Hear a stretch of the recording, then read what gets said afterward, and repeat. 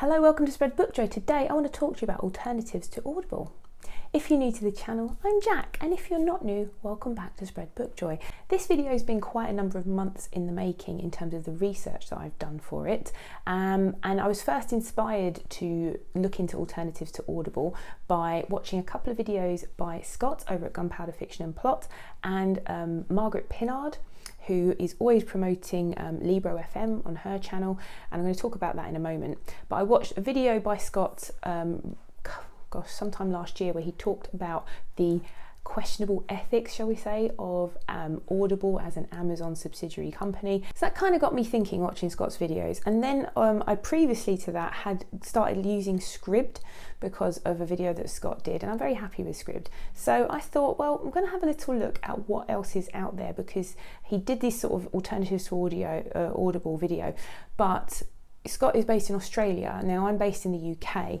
If you're not a UK based subscriber, please carry on watching though, because some of these services are available elsewhere in the world. However, I am focusing on services that are available to UK customers because I am a UK based booktuber. So I'm looking at things that I could trial and that I can talk about the costs and the usability of them. So they had to be UK based for me to be able to use them. So it's not that I'm, trying to exclude any of my other sort of watchers or subscribers from other countries, but the services that I've picked out, I think only 2 of them that I know of are just currently UK only, but I will talk about them because I think they have plans to expand. So for the purposes of this video, I think the first thing we need to do is to talk about Audible and what it offers, because we need to know what it offers to see if there is a viable alternative out there. So what I did was I made a sort of table for myself when I was doing all this research, and I looked at the company's background, including their ethics and their sustainability. So that was very important. I looked at their price plans, and then I looked at their interface, so how you would listen to the books and whether that has any unique features. I also looked at ebook compatibility. I know not everybody here will be interested in ebook compatibility, but it's something that's important to me, so I thought I would put that in there. And then I thought, well, how am I going to look at the range of books in comparison to Audible? So I've come up with some categories, and I thought, well, it's so broad, isn't it, that you could think about categories, so many different books that you could look up. So what I thought was I'm going to come up with some categories and some books within those categories that I'm going to look up on every service and see how that compares to what's available on Audible. Now, it took me a while to figure out what I wanted to do, so I decided, well, I'm going to look for backlist books that I recently myself was looking for. So I picked out 4 backlist books. I picked out Jamaica Inn, which was part of the FOMO book club. I picked out the Poisonwood Bible because I'm interested in that. I picked out A Fine Balance by Rihinton Mystery and Babel by R.F. Kuang. And these are books that, some of them are very old, some of them are, last year's releases. Babel by R.F. Kuang is a release from last year. So those are books that I picked out. I thought, I'm just going to pick backlist books that I'm currently looking for, which this project has gone on for a number of months. So then I thought, well, what is really literary fiction that's really hot at the moment? And of course, then the Women's Prize long list came out. So I decided to look up all the Women's Prize long list books as well on each platform. And then because I like middle grade and I'm not a huge fan of YA, but I will read YA if it is good. Again, marketing categories, they're all marketing categories. There's always going to be a good book that's marketed as YA. So I decided to look up some YA and middle grade. So for middle grade recent releases, I've looked up Tiger by SF Said, Wood Witch by Skye McKenna, which is the second book in the Hedwitch trilogy, Layla and the Blue Fox by Kieran Millward Hargrave. And then I looked up some YA. I looked up Felix Ever After by Kaysen Callender, which is a book I have read, but it's for Trans Girl April group read. Then I looked up The Poison Heart by Kaylin Bayron, and I'm trying to sort of look at some diverse authors here as well. And then I looked up the Middle Grade March group read, which is A Rover's Story by Jasmine Waga. So those are the YA and middle grade I looked up. Then I looked up some recent releases that I just went online, what's been released this last month and what would I be interested in reading. I've gone for Margaret Atwood's Old Babes in the Wood, Samantha Shannon's A Day of Fallen Night, I haven't read A Priory of the Orange Tree, but this is a big release. And then I looked up some non-fiction and Bernie Sanders' book, It's Okay to Be Angry About Capitalism, which appeals to me.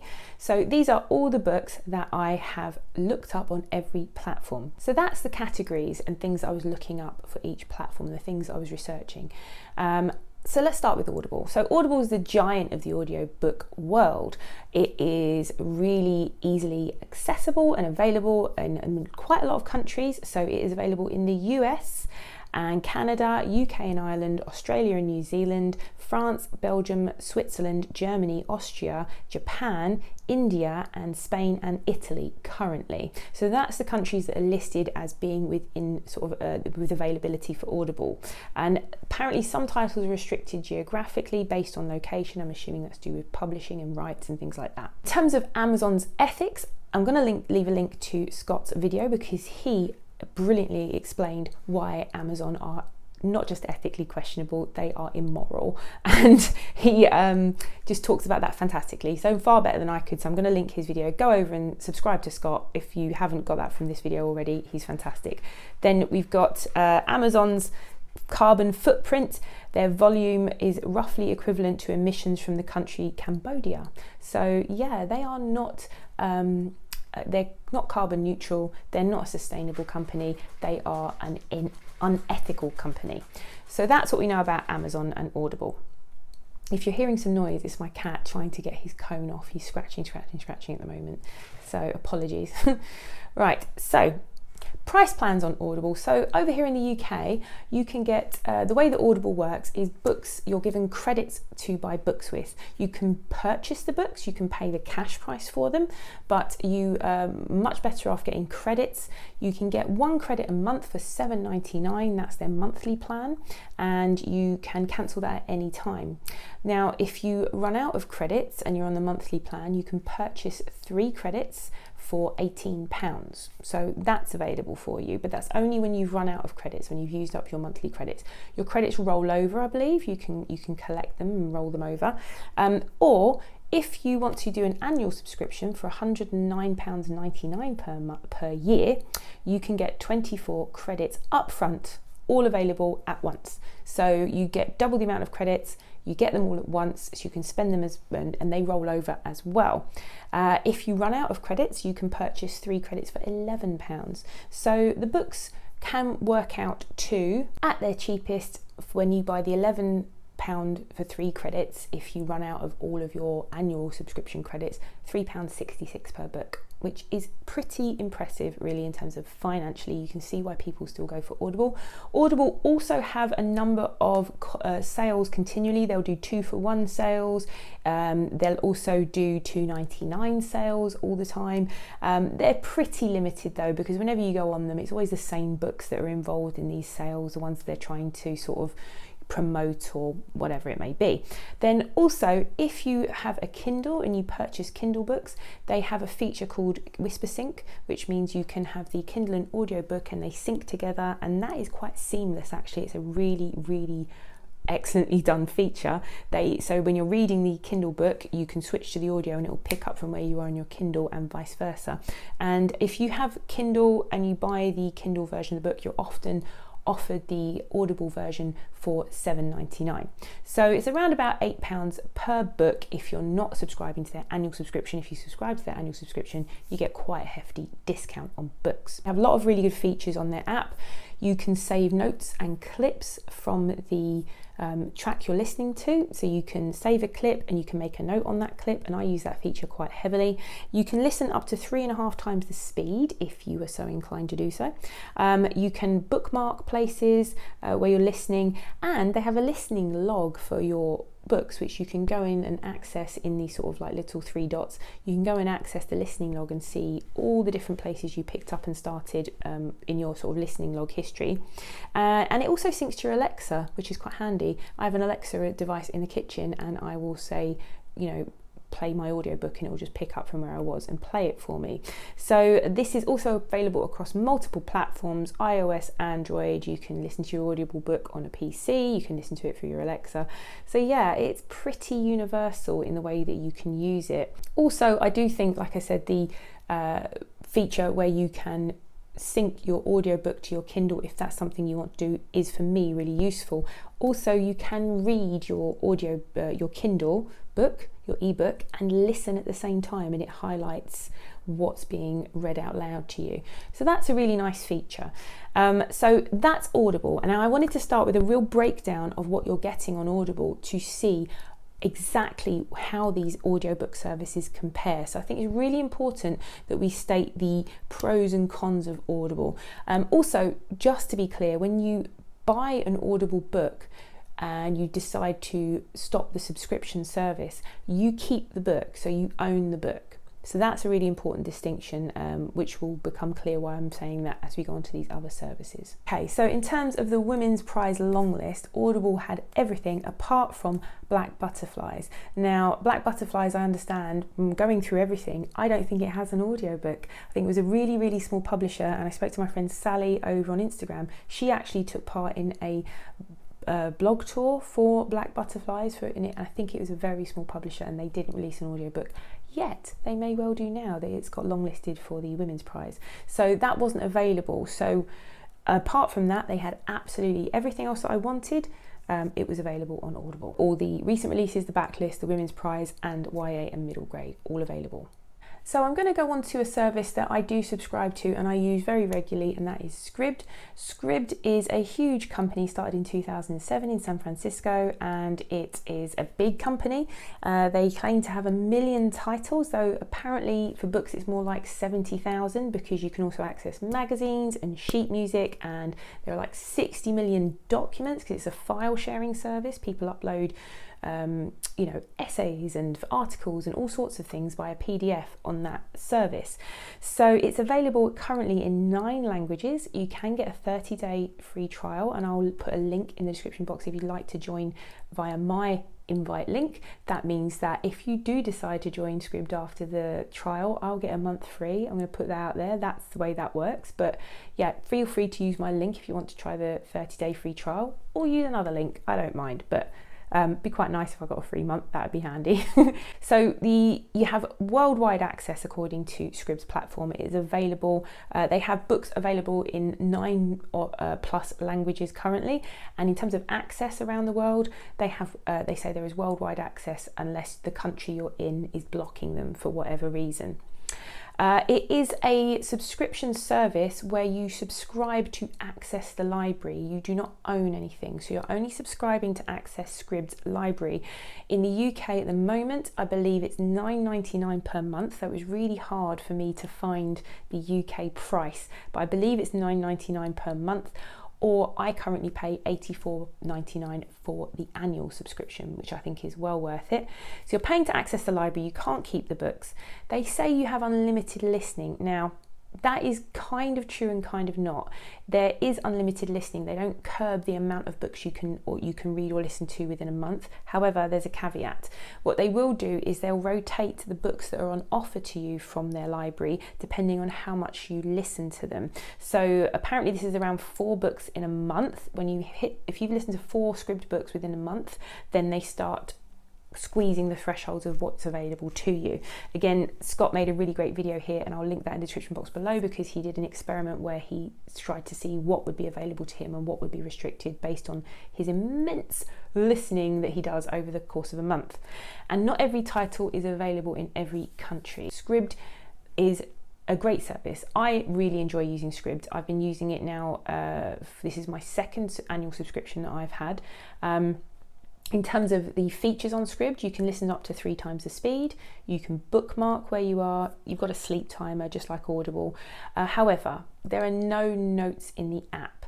You can't sort of take notes on anything. You can't make notes or whatever. You can't sort of make notes as you listen the way you can in the Audible app. Chapters are demarcated, so track 1, track 2, track 3. That's going to be important when I come and talk about something later where an app where it doesn't do that, and it really frustrated me. And they do have ebooks and audiobooks, and sometimes they have both available for particular titles, but there is no syncing between the ebook and the audiobook. So if you're listening to the audiobook, you have to go back to the ebook, and you're going to have to search for where you were or find the chapter that you're on. It doesn't sync between the two, which is a real shame actually. In terms of availability, well, they didn't have any of the recent releases that I looked at. Now, these are very brand new releases that have only just come out in the last month or so. So they didn't have the Margaret Atwood, the Samantha Shannon, or the Bernie Sanders book. The backlist books, they had The Poisonwood Bible on audio, and they had Babel by R.F. Kuang. In terms of the women's prize books, they had quite a number actually, which is really good. They had Children of Paradise, Demon Copperhead, The Bandit Queens, The Dog of the North, and Homesick. And Homesick was also available in ebook format.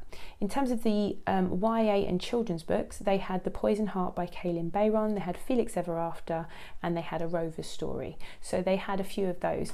What I would say is if you like middle grade and you like YA, Scribd is really good. Really, really good. There's an amazing selection of children's books and YA on there. I actually initially decided to keep to subscribe to Scribd after my trial was up because of the amount of really good middle grade books that are on there. So yeah, I'd recommend them if you're a middle grade reader. I definitely would recommend Scribd. They're very, very good. I found it really difficult to find information on Scribd's carbon footprint and their sustainability and that kind of thing. Apparently they do have a commitment to it, but I can't find their policy. If I do, I'll link it in the description box below. Also, in terms of ethics, they were a sort of San Francisco startup company. I think they're still run, the CEO is still one of the original founders, but I can't find anything about them in terms of them as a company who are investing in anything ethically questionable. I can't find anything like that. If anyone knows anything about Scribd and their sort of background, then put it in the chat below, or if I find anything, I'll update my description box and put it in there. So now I'm going to talk about a company called BookBeat, who I discovered when I was researching this at the end of last year. When I discovered them, they had a different pay plan, and I signed up for a free trial, and I had a look at what they had on offer, and I thought their pay plan wasn't that great, so I wasn't going to sort of talk about them too much, but they've since updated it and it's become quite interesting, so I took out another sort of free trial. Yeah, I've been trying that out this month, and I listened to one of the women's prize books, Wandering Souls, using it, so I listened to that to try out the player and see what it was like. So I'll talk a bit about BookBeat to start with. So BookBeat are owned by Bonnier Books, the offspring of Bonnier Books, a family-owned top 15 world publisher headquartered in Sweden. We are inspired by rich literary heritage, but not bound by convention. We think in generations rather than quarters, and always strive to operate in an open and curious way that contributes to the future of the planet and its people. A climate-neutral publisher, we're an active participant in the science-based target initiative and committed to a strategy to limit global warming to 1.5 degrees. And they're also a member, Bonnier Books UK is a member of the Independent Publishers Guild. So ethically, they sound like a very good company, and very, they're thinking about their carbon footprint and sustainability. They are currently publishing in 7 other languages other than English. So when you go onto their interface, which I'll try and put some footage of all these things while I'm talking about them, you'll see that they have different collections you can look at, and then if you scroll to the bottom, there are collections in different languages like Polish, etc. So we have an interesting subscription service. So it's a subscription service which you can cancel at any time, so you're not committed into it. They don't have an annual subscription, but they've got different tiers of subscription. So when I first looked at them, they only had one subscription. It was $12.99 a month, and that would gain you access to all of their audiobooks, all of their books. So they have since filtered it out a bit. You can cancel any time. All subscribers have access to their ebooks should you want to read their ebooks, but they don't seem to have a huge catalogue of ebooks, but I'll talk about that when I get to their sort of interface and things in a moment. So you can get access to 20 hours of audiobook listening for $5.99 a month. You can get access for up to 50 hours of audiobook listening for $9.99 a month, and you can get access to 100 hours for $14.99 per month. So your subscription will change based on your usage or how heavy an audiobook listener you are, but all subscribers get access to all the ebooks regardless. You can also add a family account for up to 5 profiles for an extra $4.99 per month for any of those those subscription services. So I'm assuming then you'll share that 20 hours between the 5 profiles, or you'll share the 50 hours between the 5 profiles. You can get a 1 month free trial. I'll put a link, which I won't get anything out of, but I'll just put a link to that 1 month free trial in the description box if you want to try it out. And they also provide gift cards, which is quite a nice option. So their interface was really good in some ways, and I really disliked it in others. So let's just talk about what was good. You can go up to 2 times the speed. You can bookmark. Some people want more than 2 times the speed. I don't, but you can put bookmarks in. There's a sleep timer. You can skip forwards and backwards a number of seconds, and you can set that up in the settings. But what I really, really disliked was they have one big track. Can't see how long each chapter is. Does that make sense? I really dislike that. So you can't see how much time is left in a chapter unless you look on the chapter menu to see how long is in each chapter, because the whole book is one big track. So that I didn't like. There is also no notes or clips feature. That's not a deal breaker for me, but certainly something like that would have been really nice. What I did like was that if the ebook was available, few of them have an ebook available, but you can sync positions between the ebook and the audiobook if it's available. So what did they have? Well, they're much more limited than Audible or Scribd, but they do have a nice range of books if you're not looking for specific, if you're not a reader who has a hugely varied taste in reading. They've got all the, genres that you'd want, but in terms of backlist, the books I was looking for, so if you remember, there were Jamaica Inn, A Fine Balance, Poisonwood Bible, and I can't remember what my other one was, and Babel by R.F. Kuang, which is a fairly recent, is backlist, but it's a fairly recent release. None of those. Didn't have the brand new releases, the Margaret Atwood, the Samantha Shannon, the Bernie Sanders, none of those. In terms of the women's prize, though, they had Children of Paradise, The Bandit Queens, The Dog of the North, and Wandering Souls. They also had A Rover's Story. So yeah, that was BookBeat. I think if you're someone who is a sort of, average audiobook listener, they've got a very nice interface. I think they've got a really nice selection of books. I'm going to show you on the screen sort of, the selection of things that they have. I think they've got a really good selection of kind of like YA fantasy if you're into that kind of thing. So yeah, I think they're worth checking out, and they're definitely worth checking out for the month's free subscription. So try them. I think I like them. I like their company, the way it's set up, and I do like the new subscription service that they offer. Editing Jack here. I didn't mention, of course, the subscription is access to the library only. You won't own anything. So I think this is a really good option for very casual audiobook listeners. They've got a very good range. Whilst they didn't have everything I was looking for, they have a good enough range of things that I would want to listen to if it was my only service. And for $5.99 a month for 20 hours, if you're not a huge audiobook listener, I think that's a good option, because you can chop and change books that you don't like. You can just dip in and out of books. You can try them, but you've got 20 hours there. And if you're a very casual audiobook listener, I think it's a great option. Now we get on to a really interesting company called XigXag. So XigXag is currently only a UK company at present, but they have plans to expand internationally. It's an independent business based in Cornwall and London, and offering an alternative to big tech. So this is from their website. With the aim of revolutionising reading, they claim it is the first ever integrated listening and reading experience at an affordable price without a subscription. They are a certified B Corp, which means they're a business holding themselves to the highest social and environmental standards with accessibility, affordability and sustainability. They are an ethical consumer best buy for audiobooks. So that all sounds pretty great. And I do like the fact that they're a small independent company based here in the UK. And I really like what they're trying to do. I think that sounds like a very interesting company. So there are no subscriptions for XigXag. However, this is how the company works. The more you read, the less you pay. So the first 5 books that you buy will be $7.99. The next 5 $6.99. The next 5 $5.99. Then the next 5 $4.99, until you get to the next lot, which are $3.99. And so then you will continually pay $3.99 per audiobook. So you have to buy 20 books at that higher price to get the $3.99 price, and every book will be $3.99. There are some audiobooks which are always $3.99, so they've also got offers and sales.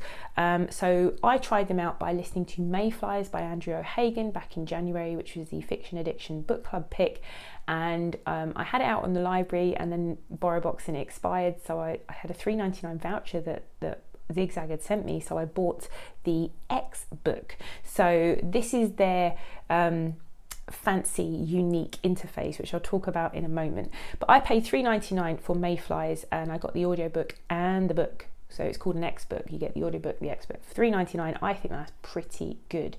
And what did they have? A lot. They had a lot. So they had Margaret Atwood, Old Babes in the Wood. These are the brand new releases. They had Bernie Sanders, It's Okay to Be Angry About Capitalism. They had A Fine Balance by Hinton Mystery, and they had Babel by R.F. Kuang. Then, out of the Women's Prize long list, they had more books than any of these other alternative services. So they had Cursed Bread, The Marriage Portrait, Demon Copperhead, Pod, The Bandit Queens, Homesick, The Dog of the North, Memphis, Stone Blind, Fire Rush, Wandering Souls, and Glory. They also had, from the middle grade and YA selection that I was looking at, they had Woodwitch by Skye McKenna, which is a new release. They had Layla and the Blue Fox by Kieran Millwood Hargrave, and they had Felix Ever After by Kason Calendar. So this is where we get into their interface and their unique selling point, their USP. So you can listen up to 2 times the speed, same as these are standard, bog standard things they have. You can listen up to 2 times the speed. You can listen and read you can sync audio to ebook if you want to. You can actually turn that auto sync off as well, so you've got the option to sync it or not. So then the unique parts, which I think were pretty neat, were that you can save quotes. So when you save a quote either from the audiobook or from the book or the ebook, it will save you the ebook, the audiobook clip plus a transcript, and it will save it as a little video file with the background being the cover of the book. So when you play, you can send it to someone, you can like text it to them, you can save it on your notes app, you can save it to GoodNotes. I thought that was pretty good. And there's a section called My Quote, like a quotes section that you have in your account where all the things you saved are always stored, and you can search the book for absolutely any word within the book, and it will find it within the audiobook or within the ebook, whichever way you're searching, and these words that you look up will be saved for you. So every word you look up will always be saved for you, so you can go back and check those words again. I thought that was pretty neat. You can also tap any word on the ebook and you can play the audio from there. It'll give you the option to do that. So I do think they got some pretty unique features. You can also bookmark or ask it to remember your place. You can do that. One thing I didn't like about the interface, and I'm going to put this on the screen so you can see as well, is when I first started, I got very, very confused. I was reading Mayflies, and when you look at the bottom, you see these 2 arrows either side. I thought that was to go to the next page. So I'm going to the next page, or so I thought, and it was getting very, very confusing before I realised that was to skip to the next chapter. And it took me a while to figure out the interface and how it was used. Whilst it's got some nifty features, I don't think the interface is particularly intuitive, and yeah, that confused me quite a bit at the start. But once you get used to it, I think, because what you do when you're reading, you scroll up, you just scroll. It's like a continuous scroll feature, but those arrows either side to go to the next chapter and back, I think they can do without those. That really confused me to begin with.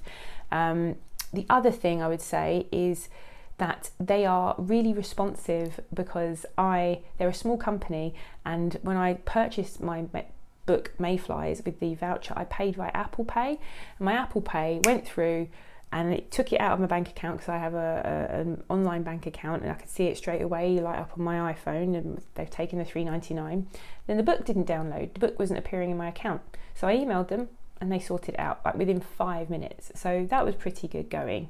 So yeah, interesting XigXag. I will be using XigXag going forward. So if you wanted to use XigXag as your primary source for audiobooks, and you wanted to compare it to the cost of the lowest price audiobook, well, they say $3.99 per audiobook, but to get to that point, you would have to spend £129.80 to get the first 20 books at those discounted prices, Divide that by 20, that averages out £6.49 per audiobook.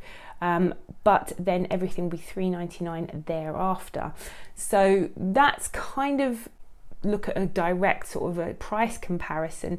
They're not cheaper. They're not cheaper than Audible. However, going forward, if you were continually buying from them and you bought at least one audiobook a month at £3.99 and you kept up that sort of price bracket and you kept that in there, I think going forward that's a really viable option.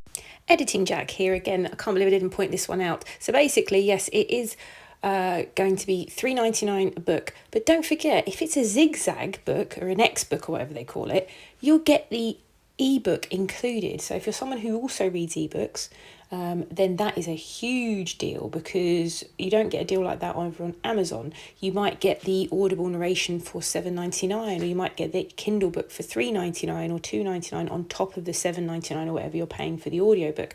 So I think they're much better for that reason. Also, if you want to talk about the cost of an Audible book, if you're not paying for those 3 credits for £11, which you only get once you spend all your 24 credits, then if you're on an annual subscription, an Audible audiobook costs you £4.58. So there, actually, XigXag could work out a lot cheaper in the long run if you use the service regularly.